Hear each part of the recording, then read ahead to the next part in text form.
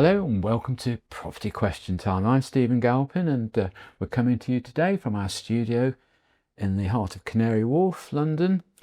And today's show is about answering your property related questions. And to help me with that are our two panellists, Steve Wayne, founder and owner of Benjamin Stevens, London Agents. Welcome to you. Thank you. And Jason Antill, MD of PRE Surveyors. Welcome to you too. Good afternoon. Now then, the first question is this, and this is for you, Steve. With the current difficulties in the property market and the introduction of a lot of new government legislation, do the panel think it's time to increase the standard of agency by introducing some level of obligatory qualification to operate in the sales and letting markets? Well, there you go. So the simple answer is yes, certainly. Oh, good. So this is something which the government wanted to do years ago, and for some reason, as happens so often, they sort of get down the line and then it just falls off a cliff. So it's something which they've talked about, they've thought about, and it just has never happened. And when you talk about estate agents, there are two types of estate agents. It's very clear. You've got the ones that care about money and ones that care about the business. I go to a lot of events, a lot of learning events, a lot of network events, and you always see the same people there, the ones that care about the industry, the ones that want to knowledge and better themselves. And there's a massive, massive divide. And the issues we had maybe 15 years ago of real cowboys has definitely disappeared by putting things in like the PRS and people who govern us. But to have someone to come in and actually say, I've got a qualification, can only be good for the industry and it can only make the industry better. It's something that definitely needs to happen. Do you think that since the demise of a certain, well, almost demise of a certain coloured brick agency, we've had a huge amount of young people start off as, they now like to call themselves brokers, don't they? And working from home and working as individuals. I just wonder if that necessitates a little bit more control. Yeah, look, the problem with the estate agency is anyone can go and do it. The problem now, even more so, is with the rise of the self-employed agent, is you don't even need money to do it. You need £150 a month to pay to the broker. And then the way it works on most brokerages, they do it 70-30. So suddenly the earning potential is massive. Now, the more money people have to earn, the more scrupulous they'll be to do a deal. And the problem is these people have no qualification, some of them. They're coming into the industry with no knowledge. And the problem is with the brokerages is they're so desperate to get people on board, they'll take anyone. And you're giving the keys to your home. Like, I've always found it crazy with our industry is there's always been this race to the bottom. We're actually dealing with someone's biggest asset. Sure. It's like turning around to someone who has a Ferrari and saying, here, Tony, who's got a garage that's normally got Hondas and Fords, go look after my Ferrari. And they just wouldn't do that. People who own Ferraris go to Ferrari dealers and they'll pay a top amount of money. Where unfortunately with the property industry, it's a massive race to the bottom. Yeah, I agree. But you've obviously thought about this subject, and who would you think would be the instigator of control? Who would actually monitor that control? It needs to be, unfortunately, a government-led scheme, or at least the problem is there are things like what used to be the NAA, which is now Property Mark, so you can go get qualified. The problem is some of these things are so expensive to get, and the problem with people is they don't want to learn for the sake of learning. If someone's forced a little bit, there doesn't need to be crazy questions and making it really hard for people to pass, but show some competence, show some general knowledge, show some basic understandings of what you can and can't say to people, what you can and can't do. So there are people who have tried to make schemes out there, but it holds no weight to anyone. So if you said to someone on the street, I've got this, they're not really interested. But the National Association has sort of I know, changed its name, but also seemed to lose its way a little bit. It's lost its way massively. It's become very much about fees and earning money and how big an event they can hold at the end of the year and give people awards than actually learning. There's a lot of fines they give to people and a lot of them aren't right. People complain and they're not really complaints of the right thing. And the problem is, like with a lot of organisations, it becomes more about making money than actually doing what it's there for purpose. So unfortunately, for this to work, there really needs to be a government-led scheme. I did wonder, and I'm sure our Chartered Surveyor is going to have something to say about this, I did wonder whether ever the RICS should maybe have a sort of sub-level scheme for this. I don't know. What do you think? I think that would be a great idea. I mean, the RICS has several schemes, so they've got You could become a full RSCS member where you would have to be going through university, get a degree, or you could go through masters, and they're quite rigorous checks, especially the code of conduct, which I think would be a fantastic idea. But there's other ways. So for example, you can get basic training or CPD, continued professional development, that they do offer. Oh, right, okay. Well, there we are. That might be some kind of answer, mightn't it? Yeah, potentially, but I think estate agencies like to stay in estate agents' lanes, and I think there's, you can go over different things, but the problem is until this is forced on people, that's the issue. Happen, yeah. An estate agent go and do the RICS stuff. They can go and do it. They can go and do property mark. They can go and do qualifications. You're going to get a degree, but that's not going to stop the rogue agents. The rogue agents will only ever stop, and the estate agency will only ever get better if there's a qualification that they have to do, like America. In America, you have to do a license. And then suddenly what happens is if there is less people but better people, then actually the industry standards get better, people earn more money. And when people earn more money, better people come into the industry. Unfortunately, we're in a vicious circle that the money is not there, so good people don't come into the industry because they can't make the money. I mean, most European countries now have a sort of obligatory qualification, don't they, to get your real estate license? When you think about it, like, property is the most expensive thing that we all own, and the fact that none of us can have to be DBS checked, we could have been a criminal, we could have done anything before in our past, none of it gets checked. The fact that none of us actually have to prove that we have any kind of technical knowledge is actually crazy. Estate agents win or lose on how good their personality and how good their sales pitch is, which is ridiculous when you actually think and say it out loud. I guess you're right. Okay, well, thank you for that, Steve. Jason, your first question. Do the panel think that architects with their current designs are giving enough attention to both sustainability, both in terms of green issues, but also in terms of future maintenance costs? We hear a lot about high service charges, and I think I've observed over recent years a lot of developers now are leaving the swimming pools behind and the gyms and the cinemas and just concentrating on straightforward real estate. And I think that's probably a good idea because service charges have gone through the roof, haven't they? Yeah, I think there's kind of 2 points to that. I think architects are led by 2 factors. One is developers, so the amount that they want to make a profit on that development, but also they're led by the local authority, so they're led on planning side and how many homes that local authority has to build to meet. So we all know about Labour has a target of 1.5 million homes that they want to build in the next, say, 4 years that they've got. Good luck with that one. Yeah. So there is a target, and there's that, I don't know, the way that the architect is saying that we have to meet these rules or building regulations they have to meet. We spoke about the rules and regulations about heights after the Grenfell Tower disaster, but also inflation has had a huge impact on what quality can be built. And then that, I think, affects the service charge.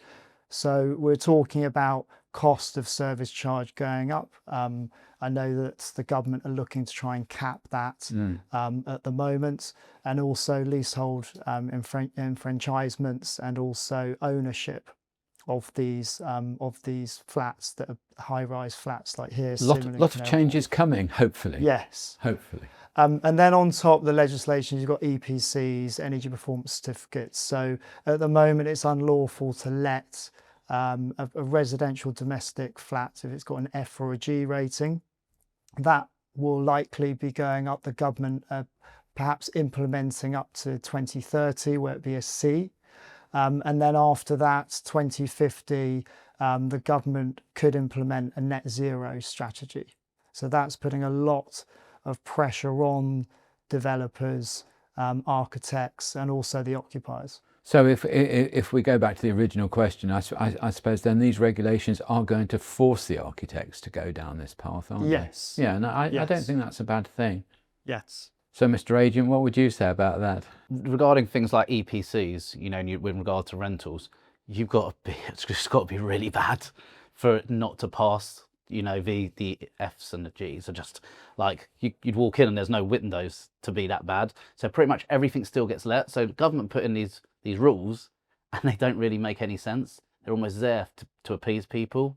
And in regards to service charge, so one of the things we also do is we do block management. So sort of I hear it from the other side. And the problem is you've got this vice versa. People want everything done in their flats, but they want to keep their charges low. And there's this real difficulty. And what you also get with a lot of developers, we've just bought a brand new property in a new development.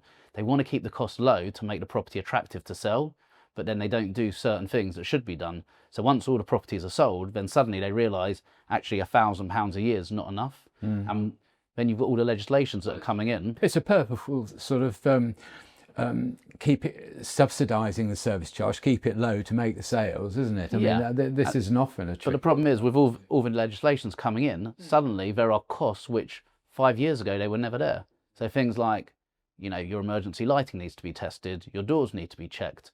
You know, there's so much that needs to be done. The basic cost of even like a real basic flat now, you know, you're not getting service charges for less than £1,200 to £1,400 a year. And that's without gates, you know, without swimming pools, without, you know, any of the amenities you'd want in an upmarket block of flats. Yeah.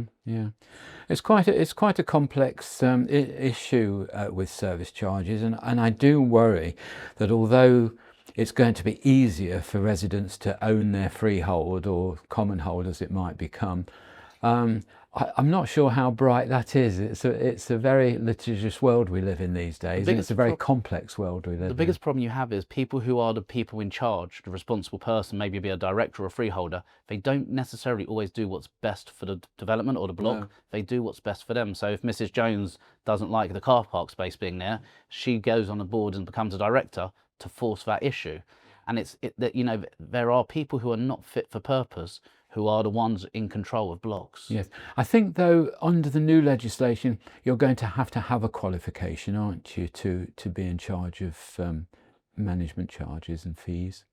In regards to the directors or the agent? Well, I think the directors. Yeah, but then you start off a whole nother problem, that no one wants to be a director, and then you leave a property without a director. Yes. We have enough problems in a block of, say, 20 where no one wants that responsibility because people are moaning at them. They can't do right, you know. It's a thankless job. So if they bring that in, it's going to cause even more problems. The problem at the moment is the government are just spouting ideas left, right and centre to see which one... See which fly. Yeah, which ones work and which ones don't. I think that one's going to be a hard one to keep. Okay, well, thank you very much. That's all we've got time for in this half of the show, so join me again after the break when I'll be asking Steve and Jason more of your questions. Hello and welcome back to part 2 of Property Question Time with Steve Wayne and Jason Antill. Steve, your second question. Conveyancing times seem again to be slipping, with an average sale now taking up to 6 months. I don't know whether that's your experience or not, but it seems fairly realistic. What would the panel like to see introduced to address this problem? So the biggest problem to your questions, I don't know if your program's going to be long enough. This is just a Pandora's box. So the biggest problem with conveyancers, and it's not 6 months, I think at the moment we're about 4 months. But the problem is when we have things like stamp duty holidays, like we had last year, we were getting deals done in 4 to 6 weeks. When I moved, my purchase, we were done in 8 days. So I don't understand. Well, I do understand, because the problem is solicitors get madly overloaded. They want work after work after work. They have paralegals who are doing 90% of the work, and the solicitors are only really doing 10% at the end. But the problem is, in this country, the process is broken. There is too many things which really doesn't matter that the solicitors have to do, and it becomes more of a ticking box exercise than real... This is a lender's issue, though, isn't it? They're asking more and more questions, and the solicitors are having to make more and more inquiries. But also solicitors don't read, so we can't or don't. they can, but they choose not to. So we do block management. So an LP, if you're buying a block of flats, you send a form to us. We fill out the form, we answer it. You would not believe the amount of times that solicitor will ask us a question which is in the pack. So why ask us for a pack? Why don't you just ask us at the beginning, these are the questions which are pertinent, which need to be answered? But they're almost, you look back in the days of the HIPs, and if you look at auctions where they have a pre-legal pack, it makes sense. This is in the pack, this is the situation, here's a survey, here's all of this stuff. And actually, you're either buying it or you're not. The reality is most people will never not buy a house because of what a solicitor says. So it's just a process that needs to go through. And you've got solicitors that don't answer the phone to estate agents because we're below them. You've got solicitors who don't answer the phone to each other because they don't like them. And it becomes very political. And the reality is, there needs to be a massive change in this country about how we sell houses, because the way it works at the moment just doesn't work for people. I've said on this programme many times, I think I would prefer to see a sort of one-stop shop for all the searches and things. So in other words, you appoint land registry to deal with environmental stuff, all the rest of the different types of searches that you might or might not need. And that could be paid for by solicitors paying in a sort of license fee for access to land registry. And then it would literally be a one-stop shop, and it would cut down this, 6-8 weeks for searches, and then the Environment Agency haven't answered about floodplains, and The searches, it just goes on and the on. searches are probably the least of the problems from my angle. Generally they're 2 to 4 weeks. The problem is, and I don't know the last time you bought something, but the forms now with the anti-money laundering, it was quite interesting buying a house and doing that whole process ourselves. The forms we had to fill in before, I can imagine that people pick up those forms, look at them, start them, and like, I can't answer this. Then they have another go, and suddenly that first stage of instructing your solicitor and filling out the forms, you're 2 weeks down the line. Then the solicitor will send them something, and also sometimes the public just take too long So yes, the solicitors are to blame, but maybe we as an industry also need to look, should we get people filling out their forms first? Should we get them to choose a solicitor first? So there are things that, if as an industry can change as well, not just the solicitors. Like, don't get me wrong, they're a lot to blame, but there are so many things that can be done. But we did have the sellers packs, didn't we? Which I always thought was a great idea. You got the package as you refer to, like as in an auction. You have a package, you read it, and if you don't read it, that's your fault. Should we be bringing those back? I don't understand why they ever stopped. No, it made don't. no sense. I think that the problem is what you get in estate agencies. You get the people who need to move and the people who want to move. And the problem is the people who want to move but don't need to move don't want to go and spend £500 at the beginning, because, and this is a whole nother conversation, but if my house is worth 800, a lot of people get told by estate agents it's worth 900.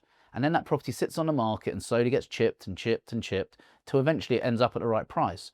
So people who want but not need to move want their 900, and if they don't get their 900, they don't move. So those are the people who won't pay for it, and that's, I think, where it fell down in the first place. And the problem is the market is stagnated with people that want to move, don't really need to move.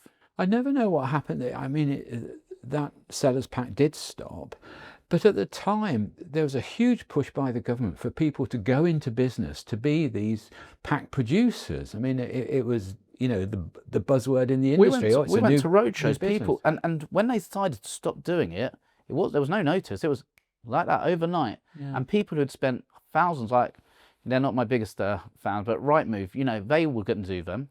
And they went and did roadshow after roadshow. They must have spent hundreds of thousands of pounds building this business, which just overnight disappeared. And I know a lot of people who also went in who were competitors of that brand. And, in an instant, their businesses were finished and they lost fortunes. Yeah. Very sad. Okay. Jason, in the past, I've bought off plan a number of properties, mostly new build apartments. Now I've come to the point that I wish to sell them. I've been advised that the property sizes I was told I was buying are actually smaller than what I believed that I thought I'd bought. I never thought at the time to measure them against the brochure information. After now more than 5 years later, is there anything I can do about these discrepancies, and what are the acceptable limits of measurement variance? That's a big one. That's a good question. So two points here. The first is it's the RCS Code of Measuring Practice, and you normally measure off what's called GIA, or gross internal area. So that would include majority of the internal of the property, so staircase, it could include toilets and bathrooms and so on. So, but we understand that estate agents or valuers, they could be RCS accredited or not, will mostly value off the per square foot using comparables. So I completely understand where this person's coming from. So the RCS Code of Measuring Practice was saying it was about 5 to 10, an industry standard. It used to be 5 to 10 variance or tolerance difference. The new international property measurement standards are saying it's now 0 tolerance. So the fact that that property should have been measured accurately at the time. But then fast forward, as you mentioned, 5.5 years later, I'm not a solicitor, but a lot of the reports out there and a lot of the professional advice will stipulate around the 6-year rule. So if the report was done approximately 6 years ago, it would be quite difficult to go back with a recourse back to that person. So what I suggest going forward would be perhaps if they did that to instruct a chartered surveyor to go and actually do a building condition survey. And in that, it should stipulate to take some measurements. A lot of professional landlords stroke purchasers would probably, if they're buying half a dozen flats, have a surveyor go in, wouldn't they, and check it against the information. Yes. But interestingly enough, this guy's probably bought from an agent. So is the agent responsible? Is the developer responsible who produced the brochure? Is the advertising agency wrong? I don't know. It would be the purchaser. The purchaser is responsible, and the purchaser, if it was off plan or as just built, would have been advised or told by their solicitor to either check the measurements, or the solicitor would state and say, can you sign this piece of paper to say that what I'm saying as a solicitor is correct or not? Yeah, so get somebody to warrant the measurements, in other words. Correct. Yeah. It's similar to title, land register compliant title deeds. So the solicitor would say, here is a copy, what we've taken off land registry, however, you sign on the dotted line that you think this is correct or not. Okay. Have you ever had much trouble with this, Steve?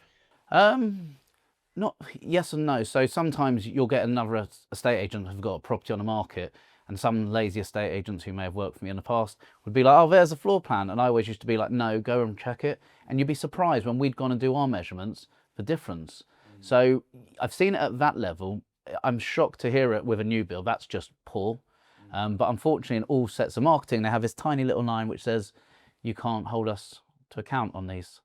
So, you know, I'm surprised with a new build, but it depends how much, you know, you think, as you said, 5-6%, anything more than that. Like, problem is you get a lot of people from overseas who buy off plan, who then never go to the properties and are sort of sold a dream. I remember people off plan and their pictures of, you know, Wembley Arch and it's in Luton, you know, and you've got people pictures of Canary Wharf and, you know, the property's 15 miles away. I've seen this abroad, you know. I was one of the first people to go out to sort of Hong Kong and Singapore and KL to do these things. And you hear agents, you know, sort of saying, well, you know, here's Buckingham Palace, here's Tower Bridge, here's the centre of Ilford. You know. People do need to look, you know, be sensible and really do their research, especially when they're not there in the town and in the city and don't go to properties, you know, themselves. Yeah. I mean, I suppose it's not quite so critical if you're buying as a home. Correct. But if you're buying for investment or rental or future resale, then you've got to be very careful. You've got to be, especially your own being diligence. Really diligent. And you've also got to be careful. One tip for the viewers is there's a lot of properties which get sold and they're like guaranteed rents for the first 3 years, where the rent will be £2,000, but actually the agent will be subsidising it because actually the rent's really only £1,400. And you've got to be careful. You've really got to do your due diligence and pick to the people. And there's a lot of experts. There's some really good people in our industry, and they're easy enough to spot. And, you know, going and rushing is never the answer. Take your time, do your due diligence, do your research. And if you don't feel comfortable about it, don't buy. Okay, well, I think on that wonderful piece of advice for our investors, we're going to have to close the show. So I'm going to say a big thank you to Steve Wayne for coming in. Jason Antill, thank you very much for coming in. Like very much your answers, very helpful. Thank you. I'm Stephen Galpin. Join me again next time on Property Question Time. London TV, Sky Channel 117, 7 o'clock Wednesdays. See you then.